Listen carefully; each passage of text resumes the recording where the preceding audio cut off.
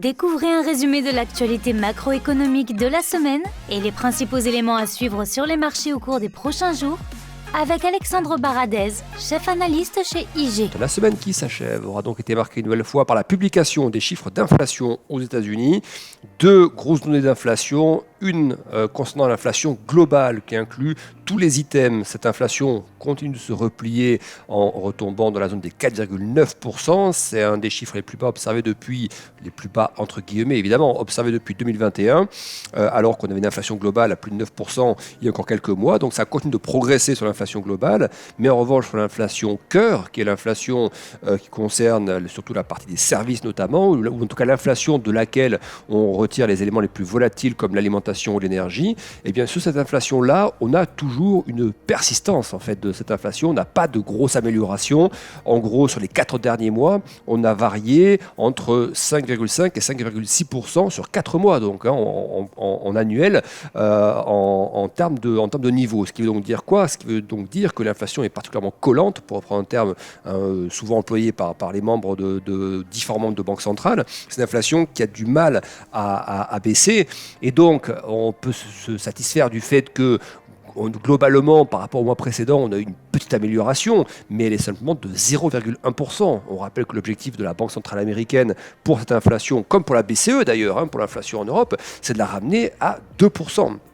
Et donc, on se trouve toujours face à une situation où on ne peut pas encore avoir de cris de victoire de la part des banquiers centraux, notamment du côté de la Fed, quand l'inflation cœur, qui touche, donc on le disait, particulièrement les services, et surtout l'inflation dans les services qu'on a dans l'inflation cœur, les logements, tout ce qui est transport, ou tout ce qui est médical aussi, c'est ça l'inflation cœur. Et donc, cette inflation cœur toujours à 5,5%, eh bien, on est toujours 2 fois plus élevé, 2 fois et demi même plus élevé, presque 3 fois plus élevé que l'objectif d'inflation visé par la Fed. Et donc, ça génère quoi tout ça ? Eh bien, ça génère une situation où les discours de membres de la Fed qu'on a eu cette semaine ne montrent pas de détente. On a eu des discours à la fois de Kashkari, de Bowman, de différents membres, Waller également. Tous ces membres nous rappellent une chose, c'est que l'inflation reste encore trop élevée. C'est vraiment leur terme, c'est comme ça qu'ils la présentent. L'inflation reste trop élevée, que donc la politique devra rester restrictive encore un certain temps, que même certaines, comme Bowman, expliquent de son point de vue à elle, il n'est pas certain qu'il y ait une pause qui soit effectuée par la Fed sur les taux à la prochaine réunion. Alors, c'est vrai que ce serait quand même étonnant que la Fed aille beaucoup plus haut sur les taux. On parlait depuis longtemps de cette zone des 5% comme la zone un peu terminale pour les taux de la Fed. Je pense que c'est toujours le cas. On n'ira pas à 6% sur les taux de la Fed. Mais le fait de dire ça ne veut pas forcément dire que la porte est ouverte. Quand on reprend ces propos de Bowman, donc, de la Fed, qui pense qu'il n'y a pas forcément les bases pour faire une pause sur les taux. Ça ne veut pas dire qu'elle est convaincue elle-même qu'il y aura encore 2 ou 3 hausses de taux. Simplement pour continuer d'envoyer des messages au marché, notamment je pense au marché obligataire, pour faire en sorte que les taux, notamment les taux courts, même les taux 2 ans, ne se détendent pas trop. Parce que si le message des membres de la Fed, en dehors des communiqués de politique monétaire, si les messages des différentes interventions orales des membres de la Fed entre les réunions sont perçus comme étant trop accommodants, eh bien on peut avoir des détentes sur les taux, les différents taux américains, entraînant de fait une détente aussi des conditions financières, des conditions de crédit ou autres. Or, il faut que les conditions financières restent encore une fois suffisamment restrictives, les taux notamment, sur des niveaux suffisamment élevés pour que la politique soit efficace en fait, pour que la politique de taux de la Fed et que la politique de normalisation monétaire menée par la Fed soit efficace pour lutter contre l'inflation.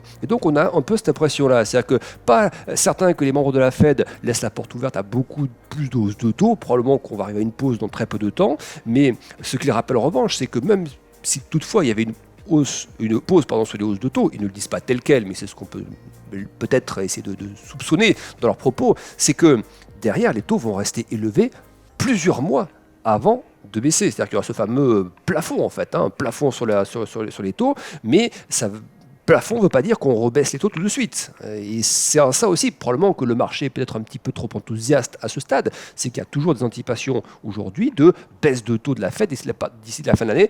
C'est ce que le marché anticipe en tout cas de ce que la Fed pourrait faire d'ici la fin de l'année. Or à ce stade, oui, peut-être qu'on aura une baisse de taux, une première en toute fin d'année, mais on n'est certainement pas sur des schémas de 2 ou 3 baisses de taux d'ici la fin de l'année avec une inflation sur ces niveaux-là. Donc il y a peut-être là des choses que certains membres de la Fed veulent éviter à savoir des anticipations trop optimistes en fait du marché obligataire sur ce que pourrait faire la Fed d'ici quelques mois. La Fed, elle, ce qu'elle veut, c'est que les conditions financières restent suffisamment restrictives pour aller le plus vite possible à 2% d'inflation. Et ensuite, effectivement, il y aura déjà des signaux d'amélioration à attendre sur l'inflation dans les mois à venir, avant d'être à 2%. Et c'est seulement à cette condition-là que les discours des banquiers centraux pourront redevenir un peu plus souples, sans pour autant devenir accommodant, mais en tout cas devenir moins agressif. Et il y a un point commun entre plusieurs banques centrales là, ces derniers jours, c'est que tous les discours, aussi bien des membres de la BCE que de la Banque d'Angleterre, également on a eu cette semaine la décision de la Banque d'Angleterre sur ses taux, elle les a encore relevés donc de 25 points de base. Et le marché estime dans ses prévisions qu'on pourra aller quasiment jusqu'à des 5% on est à plus de 4% aujourd'hui sur les taux de la Banque d'Angleterre, et les estimations de marché, c'est d'arriver dans une zone pas loin de 5%, c'est ce que le marché pense actuellement. Donc on voit bien que la rhétorique, que la position publique via les communications, soit les communiqués officiels de décision de politique monétaire ou les communications des différents speakers de ces banques centrales, eh bien ce sont des communications toujours agressives, et donc qui ne montrent pas qu'on est au bout du tunnel en fait, et donc il y aura encore des mois à passer avant de commencer à songer à être moins agressif. Voilà. Donc ça c'est quand même un élément qu'il va falloir surveiller, parce que il est tout à fait possible, et pourquoi on dit ça sur la partie obligataire et sur les taux, si on dit qu'on moi je pense actuellement que les taux comme le taux de 2 ans par exemple américain, qui est un bon repère par rapport aux prévisions de hausse de taux de la Fed ou à la trajectoire des hausses de taux ou de baisse de taux de la Fed, le taux de 2 ans américain il s'est très éloigné justement du taux de la Fed. On rappelle que le taux actuel de la Fed, la fourchette de taux, c'est entre 5 et 5,25. On a actuellement, au moment où on se parle, là je fais le podcast, on est vendredi et il est 14h30, le taux 2 ans américain il est à 3,90 au moment où je vous parle. Donc vous voyez qu'on est quand même très très loin des niveaux de 5% et quelques, et donc il y a peut-être eu un petit relâchement obligataire, peut-être un petit peu trop fort, en tout cas sur les taux donc, et qui pourrait justement nécessiter, c'est pour ça que les membres de la Fed sont aussi agressifs dans leur communication annuelle depuis quelques jours, parce que peut-être qu'ils ont une volonté aussi d'un petit peu de relifter ces taux pour que ça se transmette en fait sur le crédit, et que ça se transmette donc dans les conditions financières globales. Donc voilà pour ce qu'on peut dire de cette grosse parenthèse inflation et banque centrale. Ensuite, en termes d'événements, cette semaine, on a encore eu des petites alertes marché en tout cas sur les valeurs bancaires américaines, notamment les fameuses banques régionales par lesquelles le stress est arrivé au mois de mars. Et donc on a eu à nouveau cette semaine-là une banque qui s'appelle PacWest qui a vu son cours de bourse dévisser complètement après avoir annoncé une forte baisse des dépôts de ses clients. Et on retrouve les mêmes sujets que depuis le mois de mars là-dessus, à savoir non pas une crise bancaire majeure, mais des alertes comme ça, plus ou moins importantes, sur des banques régionales, toujours par le même principe, à savoir des retraits qui sont très importants à l'espace de peu de temps, qui font craindre des bank runs en fait, des fuites de capitaux extrêmement fortes par crainte de voir l'établissement bancaire être en difficulté, et toujours dans un environnement où les taux restent forts. Et on voit du coup certaines banques régionales réagir en proposant désormais des taux de rémunération de la liquidité pour leurs clients de 3 à 4% de plus en plus, pour justement faire de la rétention, pour éviter que ces fonds partent ailleurs, parce que quand on a du monétaire qui vous rapporte aux États-Unis sur du très court terme plus de 5%, et bien forcément c'est là que le bas blesse pour ces banques régionales, c'est qu'il faut aussi qu'ils arrivent à garder leurs clients en leur offrant de la rémunération. Donc on voit quand même que la défense commence à s'organiser en termes de rémunération, mais toujours est-il que tant que la confiance n'est pas revenue complètement dans ce secteur-là, eh bien on a encore vu cette semaine des alertes sur les cours. Et du coup, quand ça bouge aussi sur les valeurs bancaires régionales, on l'a aussi vu au même moment, ça bougeait sur les grosses banques américaines, un peu moins fortement, mais aussi européennes. Quand ça bouge sur les bancaires américaines, on voit aussi un effet comme ça, un peu de ricochet sur le cours de bourse des valeurs européennes, là qui pour le coup sont toutes quasiment des très grosses banques. Donc attention toujours à cette composante-là. Et pour moi, il n'y a pas de solution miracle. Là, il va falloir réellement que l'inflation se détende et que les taux de la Fed commencent à plafonner et puis ensuite à rebaisser un peu pour que le stress bancaire soit complètement évacué. Parce qu'une grosse partie quand même de l'origine de ce stress bancaire vient quand même de ce redressement de taux qui met les établissements les plus fragiles et ceux qui ont été le plus mal gérés en termes de couverture ou en termes de risque par rapport à ces redressements de taux, et bien qui les met en difficulté. Donc il y a quand même un environnement à ce stade, en termes de taux, qui est toujours propice à mettre sous pression les bilans bancaires. Et ça, c'est quand même un élément qu'on ne pourra pas évacuer tant qu'on évoluera dans un environnement de taux aussi élevé que c'est le cas actuellement. Donc, pour en gros que les banques américaines et les banques régionales respirent plus fortement, il faudrait clairement qu'on ait des signaux forts d'amélioration sur l'inflation américaine, parce qu'ensuite, vous aurez des réactions sur la détente des taux US, les taux 1 mois, les taux 6 mois, les taux 1 an, 2 ans, 10 ans, etc.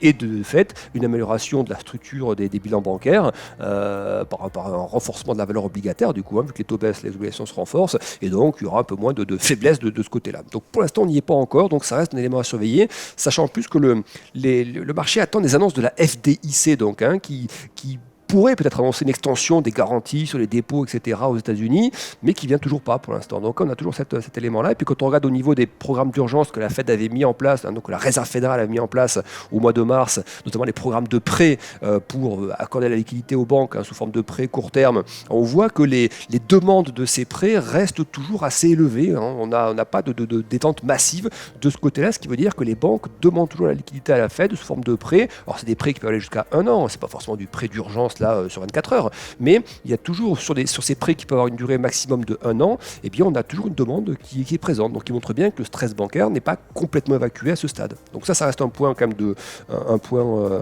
à surveiller. Autre donnée également, évidemment, autre sujet important pour les marchés, et pour l'économie en général, ces fameuses tensions qui persistent et qui ne trouvent pas pour l'instant d'issue sur les négociations autour du plafond de la dette aux États-Unis. Il devait y avoir donc jeudi soir une rencontre entre Biden, le président américain, et des représentants des différents partis, des deux gros partis. La réunion n'a pas eu lieu, elle a été repoussée, donc à nouveau, vous voyez, une occasion perdue d'avancer sur ce sujet-là. Et plus on avance en fait, plus on se rapproche de ces questions de plafond. Et ça, c'est un élément, voilà, plus on va tarder à trouver un accord sur le plafond de la dette pour le relever, donc un accord budgétaire global, bien plus le marché, à un moment donné, risque à nouveau de prendre la mouche. Il n'y a pas beaucoup d'exemples. Il y a eu souvent des tensions sur le plafond de la dette, mais c'est vrai que les exemples où le marché baisse très fortement, il n'y en avait pas énormément dans l'histoire, mais il y en a quand même eu un en 2011. Il y avait eu des négociations qui avaient échoué sur le plafond de la dette, donc il y avait un dépassement temporaire de ce plafond en fait. On avait eu un défaut temporaire des États-Unis où les fonctionnaires n'avaient pas été payés pendant plusieurs semaines, etc. Et ça avait entraîné à l'époque une chute des marchés de plusieurs pourcents. Le SP500 avait déjà lâché une bonne dizaine de pourcents, et ensuite l'agence Standard & Poor's avait dégradé la note souveraine américaine, avait en gros enlevé le triple A des États-Unis, et le marché avait lâché 5-6% de plus, mais un peu plus. On avait au total, sur tout ce cycle en fait, de stress, c'était à l'été 2011, entre juillet et août, le SP500, donc le gros indice américain, avait perdu 18%. Donc attention, ces sujets ne sont quand même pas mineurs.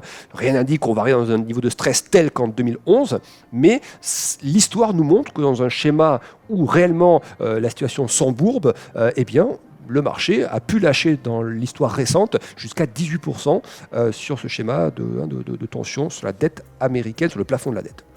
Autre élément après, un peu plus au niveau mondial, les données sur la Chine, cette semaine également, dont on notera par exemple des chiffres toujours très mitigés sur la Chine. On a eu par exemple les nouveaux prêts en yuan, les nouveaux prêts accordés, les nouveaux prêts bancaires accordés au mois d'avril, qui étaient 2 fois plus faibles que ce que le consensus attendait. On a une poursuite d'un repli en annuel des prix à la production. Alors ça, c'est une très bonne chose pour l'aspect inflation, pour le fait que la Chine exporte plus de tout d'inflation à ce stade, donc ça va faire baisser les prix à l'importation en Europe, aux États-Unis, ce qui va continuer à alimenter la moindre pression sur les prix, ce qui est plutôt une bonne chose. Mais il y a toujours une petite peut-être frontière qu'on hésite à passer entre saluer le fait que la pression sur les prix en amont en Chine soit vraiment désormais négative sur les prix à la production, et le fait que cela puisse aussi traduire peut-être une reprise globale de la Chine, notamment industrielle, qui ne soit pas si efficace que ça, pas si forte que ça.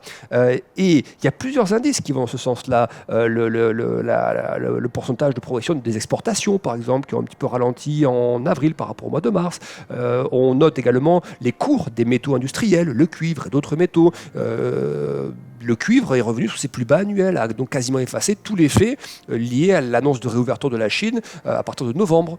Donc on voit comme ça des matières premières qui avaient été boostées par ces annonces de réouverture sanitaire et qui désormais ont effacé tous ces gains, le tout sur fond de statistiques de production, de PMI notamment, de statistiques d'activité, d'indices d'activité, des PMI qui sont toujours qui sont revenus en zone de contraction au mois d'avril. Donc voilà, quelques questions, non pas catastrophiques comme questions, mais qui viennent un petit peu atténuer peut-être les attentes d'une réouverture assez forte de l'économie chinoise. Pas mal de statistiques ne vont pas vraiment dans ce sens-là, sans pour autant qu'elles soient graves ou mauvaises. Mais ça, c'est des choses qu'il faut peut-être prendre en compte.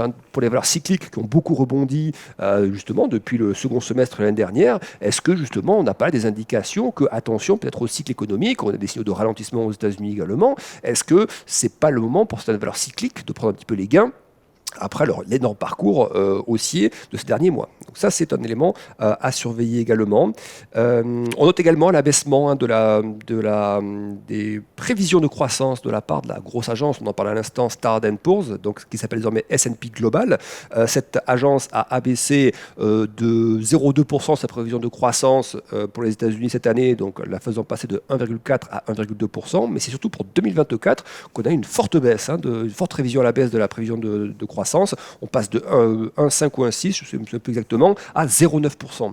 Donc là, c'est quand même une révision assez forte à la baisse, là aussi qui va dans le sens d'une économie américaine qui pourrait ralentir par tous ces effets de normalisation monétaire, d'effets de taux, normalisation monétaire, coût du crédit plus cher, etc. etc.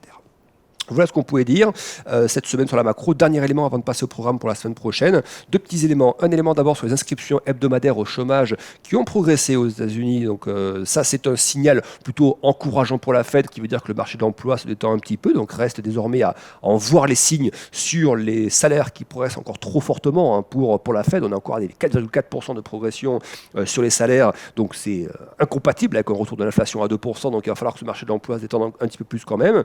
Et puis autre élément, un peu plus sectoriel celui-ci, on a noté les résultats qui étaient vraiment pas terribles de Foxconn. Donc Foxconn, ça vous dit quelque chose, c'est cette grosse, même géante entreprise qui fabrique notamment, pas seulement, mais qui fabrique notamment les iPhones pour Apple en Chine. Elle a eu des résultats qui étaient vraiment pas terribles et une guidance, donc des projections là aussi qui étaient assez moyennes. Et donc il va falloir surveiller un petit peu le secteur des semi-conducteurs. Dans ce cas-là, on a eu des parcours boursiers pour certaines d'entre elles, comme Nvidia par exemple, énorme rallye boursier depuis plusieurs mois. Attention que ce genre de résultats plus guidance, même si ça ne résume pas tout le marché, mais ça peut favoriser quelques prises de gains, je pense, sur le secteur des semi-conducteurs, en tout cas sur les valeurs qui auraient et qui ont, comme Nvidia par exemple, très très fortement progressé. Voilà pour ce qu'on peut dire de la synthèse de cette semaine. Rapidement, quelques secondes, ce qui nous attend pour la semaine prochaine. Lundi, production industrielle en Europe et indice manufacturier Empire aux États-Unis. Mardi, une des plus grosses journées de la semaine avec des données sur la Chine, vente au détail, production industrielle et investissement. Ce sera donc dans la nuit de lundi à mardi en Chine. Le mardi matin, sentiment économique en Allemagne. Indice ZIU, donc, sentiment économique en Allemagne. On aura le PIB également pour la zone euro, PIB T1 pour la zone euro. On aura l'après-midi, ça c'est un énorme chiffre à suivre de très près, les ventes au détail aux États-Unis, la consommation justement. Est-ce qu'elle faiblit? Est-ce qu'enfin elle faiblit un peu plus? C'est déjà le cas depuis 2 mois, mais voir si elle continue de faiblir pour justement laisser penser que la pression sur les prix, elle aussi va accompagner cette diminution de la petite consommation. Donc ça, ce sera un élément important pour la Fed notamment, et puis pour la macro en général. On aura également des chiffres sur la production industrielle qu'on va suivre de près. Mercredi, la croissance du Japon pour le premier trimestre, ainsi que les permis de construire et les mises en chantier aux États-Unis, donc dans le secteur immobilier. Jeudi, inscription hebdomadaire au chômage et vente de logements existants aux États-Unis. Et puis on finira vendredi par un discours attendu de Jérôme Powell, ainsi que le début de la réunion du G7. Encore merci de nous avoir écoutés. Bon trade et bon week-end avec IG.